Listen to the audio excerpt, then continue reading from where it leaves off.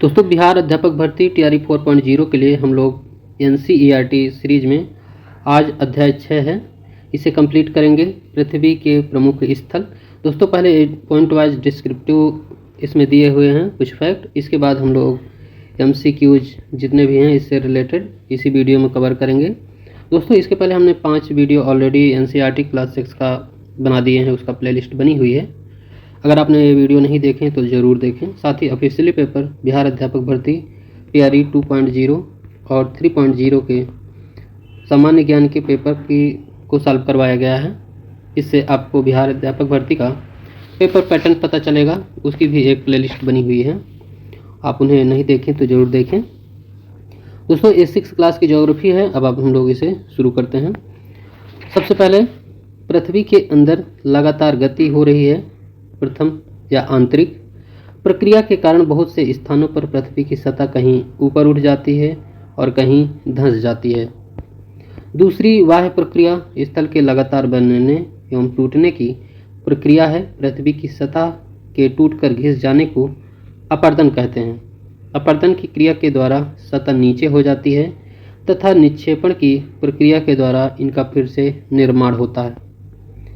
ये दो प्रक्रियाएं बहते हुए जल, वायु, बर्फ के द्वारा होती है। हम विभिन्न स्थल रूपों को उनकी ऊंचाई एवं ढाल के आधार पर पर्वतों, पठारों, मैदानों पर वर्गीकृत करते हैं।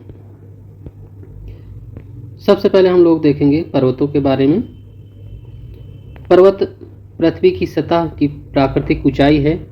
पर्वत का शिखर छोटा तथा आधार चौड़ा होता है। यह आसपास के क्षेत्र से बहुत ऊंचा होता है। कुछ पहाड़ बादलों से भी ऊंचे होते हैं। जैसे आप ऊंचाई पर जाएंगे, जलवायु ठंडी होती जाती है। कुछ पर्वतों पर हमेशा जमी रहने वाली बर्फ की नदियां होती हैं। उन्हें हिमानी कहा जाता है। कठोर जलवायु होने के कारण पर्वतीय क्षेत्रों में बहुत कम लोग निवास करते हैं। वहाँ का धरातल खड़ी ढाल वाला होता है तथा कृषि योग्य भूमि की कमी होती है। पर्वत एक रेखा के क्रम में भी व्यवस्थित हो सकते हैं, जिसे हम लोग श्रृंखला कहते हैं। हिमालय, आल्प्स, एंडीज क्रमशः एशिया, यूरोप तथा दक्षिण अमेरिका की पर्वत श्रृंखलाएं हैं। पर्वतों की ऊंचाई एवं आकार में भिन्नता होती है। हिमालय एशिया में है, आल्प्स यूरोप में है, एंडीज दक्षिण अमेरिका में है। पर्वत 3 प्रकार के होते हैं, इम्पोर्टेंट है। एक वलित पर्वत है, दूसरा है भंसोत पर्वत है, तीसरा है ज्वालामुखी पर्वत है। हिमालय तथा आल्प्स वलित पर्वत हैं, जिनकी सतह ऊबड़ खाबड़ एवं शिखर शंक्वाकार है। इम्पोर्टेंट क्वेश्चन है कि हिमालय और आल्प्स कैसे पर्वत हैं, तो ये वलित पर्वत हैं। वलित पर्वत भारत की अरावली श्रृंखला विश्व की सबसे पुरानी वलित पर्वत श्रृंखला है। अपरदन की प्रक्रिया के कारण यह श्रृंखला घिस गई है। उत्तरी अमेरिका के अपलेशियन तथा रूस के यूराल पर्वत गोलाकार दिखाई देते हैं एवं इनकी ऊंचाई कम है। ये बहुत पुराने वलित पर्वत हैं। तो एक पॉइंट इस टॉपिक से है कि भारत की अरावली श्रृंखला विश्व की सबसे पुरानी वलित पर्वत श्रृंखला है। जब स्थलखंड का बहुत बड़ा भाग टूट जाता है तथा ऊर्ध्वाधर रूप से विस्थापित हो जाता है, तब भ्रंशोत पर्वतों का निर्माण होता है। ऊपर उठे हुए खंड को उत्खंड, हास्ट, नीचे दिए हुए खंडों को द्रोणिका या ग्रोबन कहा जाता है। यूरोप की राइन घाटी तथा वासजेस पर्वत इस तरह के पर्वत तंत्र के उदाहरण हैं। ये इम्पोर्टेंट है कि इसे फिर से हम लोग देखेंगे। जब स्थल खंड का बहुत बड़ा भाग टूट जाता है तो ऊर्ध्वाधर रूप में विस्थापित होता है। एक पॉइंट ये है इसमें। भ्रंशोत पर्वतों का निर्माण होता है, तभी भ्रंशोत पर्वतों का निर्माण हो जाता है। ऊपर उठे खंड को उत्खंड या हास्ट तथा नीचे धसे हुए खंडों को द्रोणिका या ग्रोबन कहा जाता है। एक पॉइंट ये है, दूसरा देखिए यूरोप की राइन घाटी तथा वासजेस पर्वत इस तरह के पर्वत तंत्र के उदाहरण। बहुत इंपॉर्टेंट पॉइंट थे इसमें। दोस्तों, वीडियो को स्किप नहीं कीजिएगा। आगे देखते हैं। ज्वालामुखी पर्वत ज्वालामुखी क्रियाओं के कारण बनते हैं। अफ्रीका का माउंट किलिमंजारो, जापान का फ्यूजियामा, इस तरह के पर्वतों के उदाहरण हैं। पर्वत बहुत लाभदायक होते हैं। पर्वत जल के संग्रहकार होते हैं। बहुत सी नदियों का स्रोत पर्वतों से स्थित हिमानियों में होता है। जलाशयों के जल को लोगों तक पहुंचाया जाता है। पर्वतों के जल का उपयोग सिंचाई, पनबिजली उत्पादन में भी किया जाता है। नदी घाटियां तथा वेदिकाएं कृषि के लिए उपयुक्त होती हैं। पर्वतों में अलग अलग प्रकार की वनस्पतियां तथा जीव जंतु पाए जाते हैं। वनों से हमें ईंधन, चारा, आश्रय तथा दूसरे उत्पाद, गोंद, रेजिन इत्यादि प्राप्त होता है। पठार उठी एवं सपाट भूमि होती है। एक पॉइंट इम्पोर्टेंट है। यह आसपास के क्षेत्रों में अधिक उठा हुआ होता है।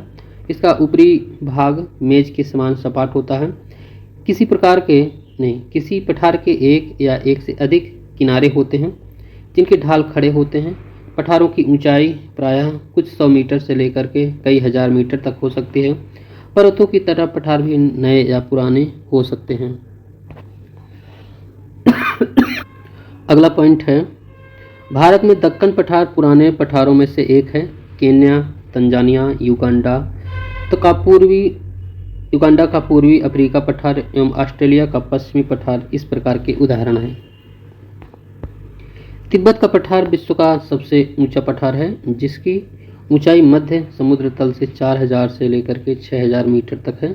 विश्व के बहुत से खनन क्षेत्र पठारी भागों में स्थित हैं। अफ्रीका का पठार सोना एवं हीरो के खनन के लिए प्रसिद्ध है। भारत में छोटा नागपुर के पठार में लोहा, कोयला, मैंगनीज के बहुत बड़े भंडार पाए जाते हैं। पठारी क्षेत्रों में बहुत से जलप्रपात हो सकते हैं क्योंकि यहाँ नदियाँ ऊंचाई से गिरती हैं। भारत में छोटा नागपुर पठार पर स्वर्णरेखा नदी पर स्थित हुंडरू जलप्रपात तथा कर्नाटक में जोग जलप्रपात इस प्रकार के जलप्रपातों के उदाहरण है। लावा पठार में काली मिट्टी की प्रचुरता होती है जो उपजाऊ है एवं खेती के लिए काफ़ी अच्छी होती है। कई पठारों में रमणीय स्थल होते हैं जो पर्यटकों को आकर्षित करते हैं। अभी तक तो हम लोगों ने पठारों और पर्वतों के बारे में अध्ययन किया। अब हम लोग पढ़ेंगे मैदानों के बारे में। मैदान समुद्र तल भूमि के बहुत बड़े भाग होते हैं। वे सामान्यतः मध्य समुद्री तल से 200 मीटर से अधिक ऊंचे नहीं होते हैं। नदियां पर्वतों के ढालों पर नीचे की ओर बहती हैं तथा उन्हें अपरदित कर देती हैं। वे अपरदित पदार्थों को अपने साथ आगे की ओर ले जाती हैं। अपने साथ ढोए जाने वाले पदार्थ में जैसे पत्थर, बालू, सिल्ट वे घाटियों में निक्षेपित कर देती हैं। इन्हें निक्षेपों से मैदानों का निर्माण होता है। सामान्यतः मैदान बहुत अधिक उपजाऊ होते हैं। यहाँ परिवहन के साधनों का निर्माण करना आसान होता है, इसलिए ये मैदान विश्व के सबसे अधिक जनसंख्या वाले भाग होते हैं। एशिया में स्थित भारत में गंगा एवं ब्रह्मपुत्र का मैदान, चीन में याकसेन का मैदान इसके प्रमुख उदाहरण है। भारत में गंगा का मैदान देश में सबसे अधिक जनसंख्या वाला क्षेत्र है। स्थल स्वरूप एवं लोग। स्थल रूपों की विभिन्नता के अनुरूप ही मानव की विभिन्न प्रकार से जीवन यापन करते हैं। पर्वतीय क्षेत्रों का जीवन कठिन होता है। मैदानी क्षेत्रों का जीवन पर्वतीय क्षेत्रों की तुलना में सरल होता है। इस चैप्टर से रिलेटेड अब हम लोग जितने भी इम्पोर्टेंट क्वेश्चन हैं हम लोग उसे कवर करेंगे।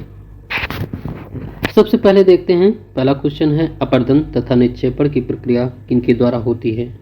तो ये सभी के द्वारा, उपर्युक्त सभी इसका सही है। वायु, जल और बर्फ ये सभी के द्वारा अपरदन निक्षेपण की प्रक्रिया होती है।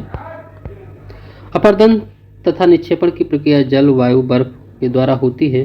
अपरदन पृथ्वी की सतह के टूट कर घिस जाने को कहते हैं। अपरदन की क्रिया द्वारा सतह नीचे हो जाती है तथा निक्षेपण की प्रक्रिया द्वारा इसका फिर से निर्माण होता है।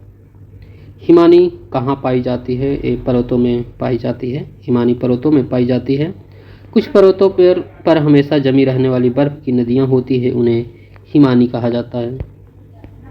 यूरोप की एक महत्वपूर्ण पर्वत श्रृंखला कौन सी है? तो ये आल्प्स है, ये उदाहरण है।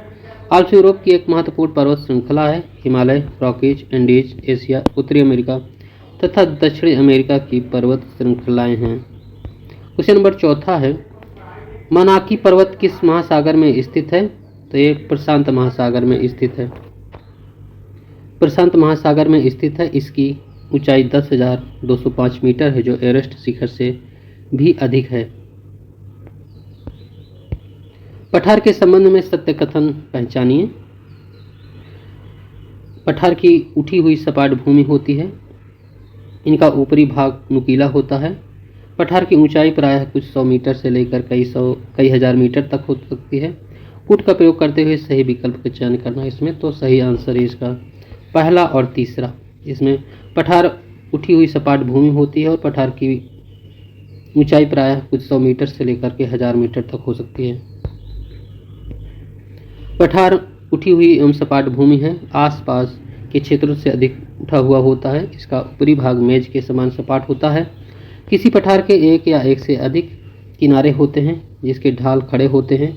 पठारों की ऊंचाई प्रायः कुछ 100 मीटर से लेकर कई हजार मीटर तक हो सकती है। अतः इस पाठ्य की कथन 1 व कथन 2 सही है, परंतु कथन 3 असत्य है। विकल्प सही है।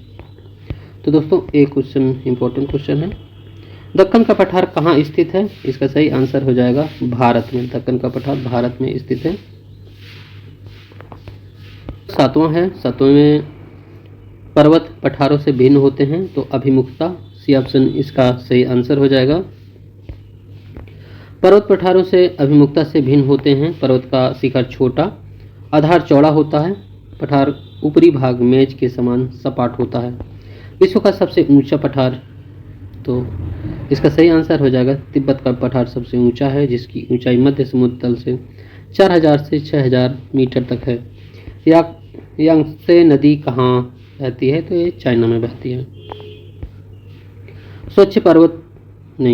स्वच्छ पर्यावरण के लिए भारत सरकार द्वारा कौन सा कार्यक्रम चलाया गया है? तो स्वच्छ भारत मिशन। बिहार में सोन नदी किस तरह के क्षेत्रों से होकर गुजरती है? तो ये पठारी क्षेत्रों से होकर गुजरती है। इससे रिलेटेड कुछ फैक्ट हैं, इसे हम लोग जानेंगे। बिहार में सोन नदी पठारी क्षेत्र से होकर गुजरती है। सोन नदी का उद्गम मैकाल रेंज के अंतर्गत अमरकंटक की पहाड़ी से होता है। यह नदी मध्य प्रदेश, उत्तर प्रदेश, झारखंड से होते हुए बिहार के पटना जिले में गंगा नदी में मिल जाती है। यह अमरकंटक की पहाड़ी से लेकर पटना तक पठारी क्षेत्र में अपवाहित होते हुए गंगा में मिलने की पूर्व कुछ दूरी तक या मैदानी भागों में अपवाहित होती है। वाल्मीकि नगर बिहार के किस क्षेत्र में अवस्थित है? तो उत्तर पश्चिम क्षेत्र में है। वाल्मीकि नगर बिहार राज्य के उत्तर पश्चिम क्षेत्र में स्थित है। पश्चिमी चंपारण जिले का भाग है। पश्चिमी चंपारण बिहार राज्य का सबसे बड़ा सर्वाधिक क्षेत्रफल वाला जिला है, जिसका मुख्यालय बेतिया है। धान की फसल के लिए उपयुक्त मिट्टी कौन सी है? तो दोमट मिट्टी धान के लिए सबसे उपयुक्त मिट्टी मानी जाती है। बिहार राज्य में गंगा का उत्तरी भाग प्रायः धान उत्पादन के लिए जाना जाता है। पठार की ऊपर की सतह होती है, ये सपाट होती है। पठार आसपास की भूमि से ऊंचा उठा होता है, उसके ऊपर भाग का सपाट होता है। पठार की ऊंचाई कुछ 100 मीटर से लेकर कई हजार मीटर तक हो सकती है। कुछ पठार तो हजारों किलोमीटर क्षेत्र में फैले होते हैं। हमारे देश में दक्कन पठार, छोटा नागपुर का पठार इसके अच्छे उदाहरण है। तिब्बत का पठार संसार का सबसे ऊंचा पठार है। पर्वतों के कितने प्रकार होते हैं? 3 प्रकार होते हैं। पर्वतों के 3 प्रकार होते हैं, वलित, भ्रंशोत पर्वत, ज्वालामुखी पर्वत। वलित पर्वत की सतह उबड़ खाबड़ एवं शिखर शंक्वाकार होती है, जैसे भारत की हिमालय पर्वत एवं दक्षिण अमेरिका का एंडीज पर्वत। पृथ्वी के आंतरिक हलचलों के कारण पृथ्वी पर दरारें पड़ जाती हैं। 2 दरारों के बीच का भाग ऊपर उठा होता है। इस ऊंचे उठे भाग को भ्रंशोत पर्वत कहते हैं। ज्वालामुखी पर्वत ज्वालामुखी क्रिया से निर्मित होते हैं, जैसे इटली का विसुवियस पर्वत। ये चैप्टर आज हम लोगों ने फिनिश कर लिया है। अगला और महत्वपूर्ण चैप्टर है हमारा देश भारत से रिलेटेड जितने भी इम्पोर्टेंट क्वेश्चन हैं। पहले पॉइंट वाइज हम लोग डिस्क्रिप्टिव देखेंगे, इसके बाद ये हम MCQ क्वेश्चन कंप्लीट करेंगे। तो दोस्तों आज का वीडियो यहीं तक। पूरा वीडियो देखने के लिए बहुत बहुत धन्यवाद।